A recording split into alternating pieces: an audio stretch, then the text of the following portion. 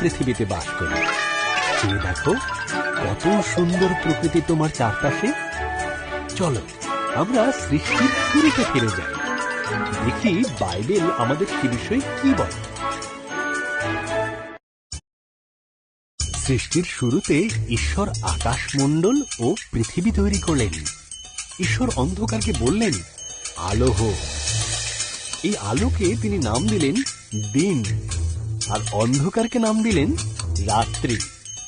প্রথম দিন শেষ হল। এরপর ঈশ্বর উপরের জল থেকে নিচের জলকে আলাদা করে ফাঁকা জায়গা তৈরি করলেন, যার নাম দিলেন আকাশ। দ্বিতীয় দিন শেষ হল।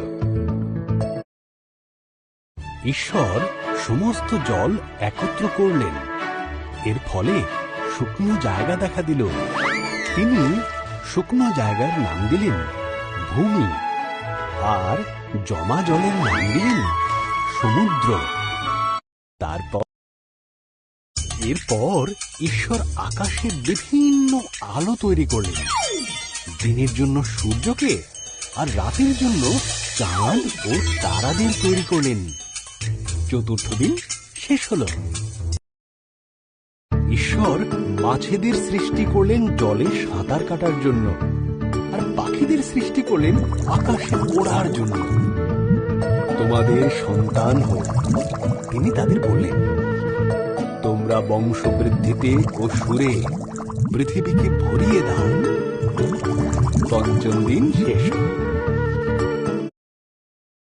এরপর ঈশ্বর পশুদের সৃষ্টি করলেন। তিনি গৃহপালিত পশু, বন্য পশু ও সরীসৃপ প্রাণী তৈরি করলেন। ঈশ্বর বললেন, আরো একটি সৃষ্টি বাকি আছে, যা সবার মধ্যে অত্যন্ত মূল্যবান।